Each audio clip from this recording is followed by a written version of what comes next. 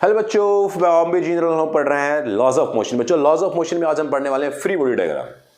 Free body diagram क्या होता है? फ्री बॉडी डायग्राम तो जैसे इसका नाम क्या कहता है कि सभी चीज एक दूसरे से फ्री, यानी कि सराउंडिंग से फ्री हो जाना, और उस पे कितने ज्यादा एक्शंस, रिएक्शंस, यानी कि कितने कितने फोर्स और क्या क्या फोर्स उस पे अप्लाई हो रखे हैं, उन फोर्सेस को उस पे रिप्रेजेंट कर देना, उसको हम फ्री बॉडी डायग्राम कहते हैं।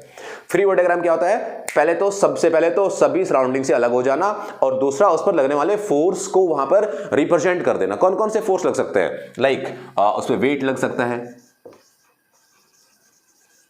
ना, mg। उस पे टेंशन का फोर्स लग सकता है ना। उसके ऊपर लाइक स्प्रिंग का फोर्स लगता है, स्प्रिंग फोर्स लग सकता है। उस पे नॉर्मल रिएक्शन लग सकता है। ये नॉर्मल रिएक्शन क्या होता है भाई? तो मैं बताऊंगा। नॉर्मल रिएक्शन एक फोर्स होता है जो कि परपेंडिकुलर टू द सरफेस लगता है। और उसके ऊपर और कौन से फोर्स लगता है? फ्रिक्शन का फोर्स लग सकता है, फ्रिक्शन फोर्स। और उस पे जो हम फोर्स अप्लाई करते हैं वो अप्लाइड फोर्स हो सकता है। और बहुत सारे फोर्सेस एक्ट हो सकते हैं एक बॉडी पर, हो सकता है एक ही साथ एक्ट हो सारे के सारे। तो इन सभी फोर्सेस को इंडिपेंडेंटली किसी भी ऑब्जेक्ट पर, किसी भी बॉडी पर रिप्रेजेंट कर देना फ्री बॉडी डायग्राम कहलाता है। फ्री पहले उसको अलग करना और फिर ये सारे फोर्सेस को रिप्रेजेंट करना। जैसे एक बहुत छोटा सा एग्जांपल लेते हैं। मान लीजिए ये एक धरती माता, जो भी कहीं भी फ्लोर पे एक ऑब्जेक्ट रखा हुआ, इसका मास m है। पहले हम एक काम करते हैं, इसी का एफबीडी बना लेते हैं यार। ये एक सिचुएशन है। अब इसका एफबीडी कैसा होगा देखो। पहले तो इन दोनों को, दीवार को, इस फर्श को और इसको अलग करिए, इस मास को। तो ये मास ऐसे अलग हो गया। ये मास इस फर्श को नीचे दबा रहा था। तो भाई अकॉर्डिंग टू नॉर्मल, यानी कि एक्शन रिएक्शन फोर्स, क्या होगा? ये इसको नीचे दबाएगा, वो उसको ऊपर दबाएगा, है ना। जैसे मैं यहां पर, ये मेरा हाथ है, इस हाथ पे मैंने इस मार्कर को रखा। तो इस मार्कर को तो क्या हुआ? इस मार्कर ने मेरे हाथ को नीचे दबाया, उतना ही मेरे हाथ ने इस मार्कर को ऊपर दबा रखा है। तो यहां पे बैलेंस फोर्स लगे हुए हैं, बैलेंस हो रखा है। लेकिन लग जरूर रहा है, दो काम हो रहे हैं। ये नीचे की तरफ दबा रहा है तो डाउनवर्ड एक फोर्स लग रहा है, जिसको नॉर्मल, यानी कि परपेंडिकुलर टू द सरफेस। और ये फिर हाथ इस पे से ऊपर तरफ लगा रहा है। अगर मैं इसको हटा दूंगा तो क्या होगा? गिरेगा। और ये मेरे हाथ को दबाता है, मैं इसको ऊपर दबाता हूं। कोई भारी ऑब्जेक्ट, फॉर एग्जांपल जैसे ये था, ये बहुत भारी होता, अगर ये चक्कर बहुत भारी होता, मैं इसको यहाँ पे रखता, तो क्या होता? मुझे देखो, अब पहले पेन के कंपैरिजन में अब ज्यादा फोर्स करना पड़ रहा है इसको रोकने के लिए, क्योंकि अब ये नॉर्मल रिएक्शन ज्यादा कर रहा है। और ये ऐसा मैं कर रहा हूं तो क्या हो रहा है? ये ऊपर की तरफ मैं कर रहा हूं तो क्या हो रहा है? ऊपर की तरफ फोर्स में क्या हो रहा है? ऊपर की तरफ में ये बेसिकली इस नॉर्मल रिएक्शन को काउंटर कर रहा है मेरा हाथ। जितने दबा रहा है उतना मैं ऊपर तरफ दबा रहा हूं, तो ये नीचे नहीं गिर रहा। तो ऐसी बहुत सारी चीजें हैं जो नॉर्मल रिएक्ट करती हैं। यानी कि इसने नीचे की तरफ एक फोर्स लगाया, वो नॉर्मल रिएक्शन लगाया इसके ऊपर, लेकिन इस फर्श ने इसके ऊपर जो लगाया उसको हम रिप्रेजेंट करें कि लगने वाले ऑब्जेक्ट पर कितने फोर्स है।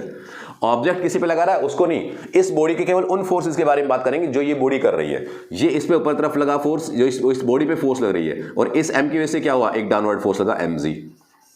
केवल दो ही फोर्स लगे। नॉर्मल रिएक्शन का फोर्स लगा ऊपर की तरफ, mg का फोर्स लगा इस पे नीचे की तरफ। तो इस मास पर लगने वाले जो फोर्सेस हैं वो केवल दो ही फोर्सेस हैं, एक ऐसे mg नीचे की तरफ और नॉर्मल रिएक्शन ऊपर की तरफ। और ये नॉर्मल रिएक्शन क्या है? यहाँ पे नीचे की तरफ इसने नॉर्मल लगाया तो इसके ऊपर नॉर्मल ऊपर की तरफ लगा। और ये कैसे फोर्स है? नॉर्मल रिएक्शन, ये एक एक्शन रिएक्शन फोर्स है, एक्शन रिएक्शन फोर्स है। और एक्शन रिएक्शन फोर्स में क्या हुआ? Action reaction force according to Newton's third law, जितना एक्ट करेगा उतना उसको रिएक्ट मिलेगा। जैसे एक और एग्जांपल लेते हैं, एक और एग्जांपल क्या? जैसे मान लीजिए यहां पर एक ब्लॉक रखा हुआ है ऐसे, और उसके ऊपर एक और ब्लॉक रखा हुआ है ऐसे। इसका मास मान लीजिए स्मॉल m है, इसका मास कैपिटल M है। इसमें एक फोर्स लग रहा है इधर F, इस फर्श पे रखे हुए हैं। इसका कोई फ्रिक्शन का फोर्स भी है Fr। जरा इसका एफबीडी बनाइए। आसान है, सबको अलग कर लीजिए। पहले ये हमने अलग कर लिया, छोटा है, इसने नीचे की तरफ दबाया होगा, इसने ऊपर दबाया होगा, नॉर्मल रिएक्शन। इसने छोटे वाले m ने बड़े वाले m को नीचे दबाया होगा, इसने उसको ऊपर दबाया होगा, और इस पे एक नीचे की तरफ लगा, क्या लगा होगा? mg लगा होगा। इसकी कहानी खत्म। इसको अलग कर लीजिएगा। इस पे ऊपर से किसने दबाया होगा, इस पे ऊपर से फोर्स लगाया होगा, वो क्या लगा होगा, यानी कि जितना इसने नॉर्मल रिएक्शन किया होगा वही इस पे एक्ट आया होगा, जिसको हम एन कह सकते हैं normally, N is equal to M G है इसका, या एम जी कह लीजिए। इसने इसके नीचे दबाया होगा, इसने ऊपर दबाया होगा, तो यहाँ पे एक नॉर्मल रिएक्शन नया लगा। इसका खुद का मास एम है, तो नीचे की तरफ क्या लगाया उसने, एम जी लगाया, और इसका जो जितना एक्ट था उसने उसको वापस ऊपर एक्ट कर दिया था, उसका टोटल भी यहाँ नीचे आया, इसका टोटल भी यहाँ नीचे आया। इधर फोर्स लगाया वो एफ लगा, पीछे जो फोर्स आया दैट इज फ्रिक्शन फोर्स। यहां पे कंबाइंडली बात करना चाहें तो इसका टोटल मिला के यहां पे कितना आया, m प्लस एम इंटू जी।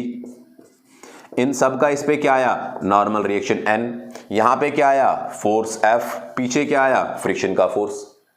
यानी कि ये ढेर सारे हम लोग जब डायग्राम बनाते हैं, उन मतलब जो कॉम्बिनेशन के सिस्टम बनाते हैं, उस सिस्टम के अलग अलग पार्ट को इस तरीके से अलग अलग फोर्सेस को रिप्रेजेंट करते हुए बनाना फ्री बॉडी डायग्राम कहलाता है। जैसे एक और एग्जांपल लेते हैं, प्लीज आप इसका स्क्रीनशॉट ले लें, इसको लिख लें जल्दी से, फिर मैं एक स्ट्रिंग वाला एग्जांपल लेता हूं। यस, कुछ और सिचुएशन डिस्कस करते हैं। ऐसे मान लीजिए यहां पर इस तरीके का एक सिस्टम है, ये एंगल थीटा पे ऐसे इंक्लाइंड है, इसके ऊपर एक बॉक्स रखा हुआ है जिसका मास m है। जरा इसका एफबीडी ड्रॉ करिए।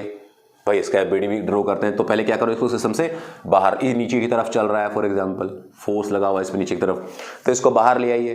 इसको बाहर ले आइए मतलब बाहर ले आने का मतलब क्या होता है कि इसको फ्री कर लीजिए सिस्टम से। तो ये यहां पर ऐसे एक ब्लॉक है, ठीक है,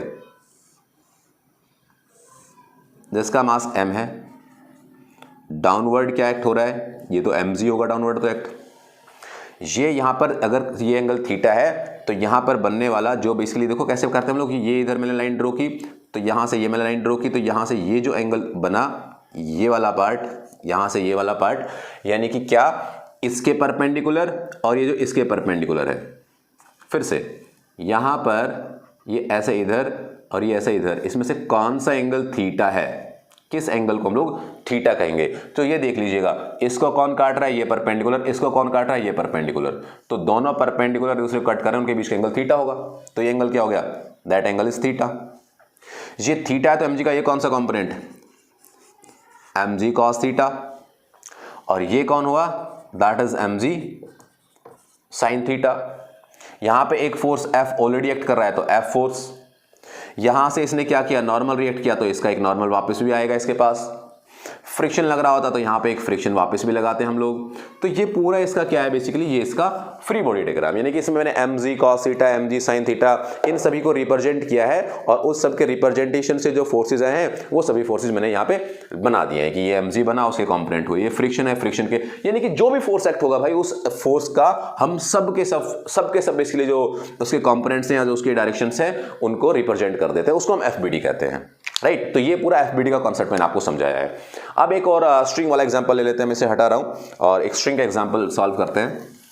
ये लिखना चाहो, स्क्रीनशॉट लेना चाहो तो ले लेते तुम लोग, पीछे जाके ले लीजिएगा, है ना। तो देखिएगा नेक्स्ट पार्ट क्या, जैसे पुली की बात करते हैं, टेंशन की बात करते हैं, तो टेंशन हमेशा भाई कहां पे लगेगा, तो टेंशन हमेशा स्ट्रिंग में एक्ट होगा, स्ट्रिंग में एक्ट होगा टेंशन ऑलवेज, रस्सी में लगेगा वो। जैसे जैसे जैसे कैसे लगता है, देखो ये एक ब्लॉक है, इस ब्लॉक पे एक इंसान यहां पे खड़ा हुआ फोर्स लगा रहा है, तो इसमें फोर्स लगा रहा है तो क्या हो रहा है, मतलब हमेशा अवे फ्रॉम द ऑब्जेक्ट होता है ये। कैसे, जैसे इसको यहां पे फोर्स, टेंशन का फोर्स ऐसे, इसके यहां पे टेंशन का फोर्स ऐसे, यानी कि जिस पर भी, जिस ब्लॉक पर, जिस ऑब्जेक्ट पर भी फोर्स अप्लाई हो रहा है उस फोर्स की डायरेक्शन, यानी कि उस रस्सी में खिंचाव की डायरेक्शन ऑलवेज, ये इधर लगा रहा है तो इसमें इधर इस तरफ है, इस ब्लॉक पे दूसरी तरफ है। रस्सी अगर मासलेस है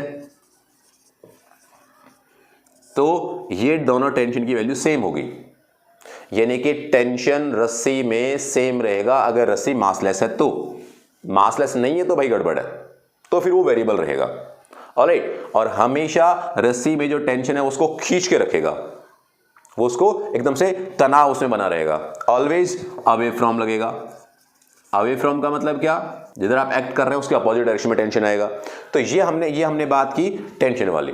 ऐसे पुली वाला भी हम बात कर लेते हैं, जैसे यहाँ पे एक ऐसे हिंज पॉइंट है, ये एक नीचे पुली बनी हुई है, इसमें ऐसे दो रस्सी लटकी हुई हैं, एक मास यहाँ पर है, एक मास और यहाँ पर लटका हुआ है। तो इस रस्सी के अंदर जो टेंशन होगा वो टेंशन सेम होगा इफ रस्सी मासलेस हो तो, क्योंकि ये सेम ही रस्सी है, जितना खिंचाव दोनों पर बराबर बराबर है, स्पेस से दूर, स्पेस से दूर, इस पे बात करेंगे तो स्पेस से दूर, ऊपर वाले पे बात करेंगे तो उसमें उससे दूर। तो जो टेंशन के फोर्सेस होते हैं वो टेंशन के फोर्सेस हमेशा इनसे अवे फ्रॉम लगते हैं, और टेंशन का फोर्स सेम रहता है एक रस्सी में। अगर रस्सी मासलेस है तो, मासलेस नहीं तो वेरिएबल यानी कि बदल जाता है। रस्सी हमेशा उसको खींच के रखती है, वो हमेशा क्या कर सकती है, खींच सकती है, धकेल नहीं सकती रस्सी। यानी कि टेंशन का फोर्स हमेशा क्या कर सकता है, खींच सकता है, वो धकेल नहीं सकता। और खींच सकता है इसलिए वो अवे फ्रॉम होता है उससे, उसकी तरफ कभी हम उसको नहीं लेंगे, राइट। तो ये रस्सी इसको ऐसे इधर खींच रही होगी, इस इंसान को ऐसे फोर्स लेंगे, तो इसलिए इस तरफ लिया मैंने, इसका इस तरफ लिया, राइट। जैसे इस रस्सी की बात करता हूं मैं, तो यहाँ पर क्या हो रहा है, यहाँ पर ये जो एक्चुअली काम हो रहा है, ये क्या हो रहा है कि ये रस्सी, इसकी बात करूंगा मैं तो इससे ऐसे ऊपर की तरफ है, इसको खींच के रखे हुए, और मेरे हाथ पे नीचे की तरफ है, मेरे हाथ को भी ऐसे खींच के नीचे की तरफ रखे हुए हैं। तो ऊपर से नीचे की तरफ टेंशन फोर्स, और नीचे देखेंगे तो ऊपर की तरफ टेंशन फोर्स। तो ये पूरी का पूरा जो सिचुएशन है, कंडीशन है, ये सारी चीजें हमने इस FBD डायग्राम यानी कि FBD में, फ्री बॉडी डायग्राम, FBD इसको बोल रहा हूं मैं, फ्री बॉडी डायग्राम बार बार, FBD में हमने सीखा। तो ये एक छोटी सी बात होती है, कॉन्सेप्ट होता है FBD का। इसमें इक्विलिब्रियम की कंडीशन आती है तो बराबर रख लेते हैं, अगर इक्विलिब्रियम नहीं होता, ऐसा भी कह लेते हैं, बैलेंस और अनबैलेंस फोर्स को भी साथ साथ खत्म कर लेते हैं यार। बैलेंस फोर्स ये तो कि अगर मान लीजिए, या इसको ऐसे समझते हैं, अगर मान लीजिए ये ऑब्जेक्ट मैंने अपने हाथ पे रखा और जितना ये नीचे दबा रहा है उतना मैं ऊपर दबा रहा हूं, तो ये फोर्स कैसा है, दैट इज बैलेंस फोर्स।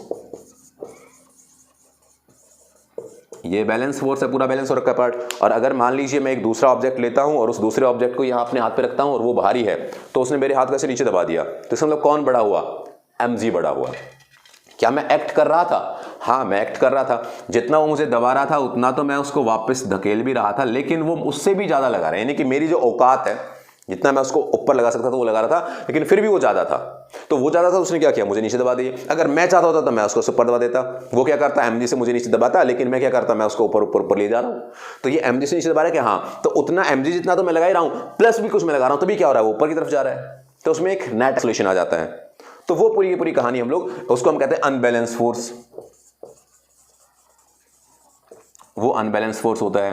तो इस तरह से बैलेंस, अनबैलेंस फोर्स, FBD, इन सबको कंबाइन करके ढेर सारे क्वेश्चन बन जाते हैं। और वो सभी क्वेश्चंस कनेक्टेड पुलिस के, रॉप के, इस तरह के वेल्थ प्रॉब्लम्स, उसमें मूव करते हुए ऑब्जेक्ट के, फ्रिक्शनलेस सरफेस, यानी कि मैं फ्रिक्शन के, विदाउट फ्रिक्शन की बात कर रहा हूं यहां पे। तो उसके मैं क्वेश्चंस भी आपको सारे के सारे समझाने वाला हूं, सॉल्व कराने वाला हूं। तो बच्चों नेक्स्ट वीडियो में आपसे फिर मुलाकात होगी, तब तक के लिए खुश रहिएगा। Thank you very much.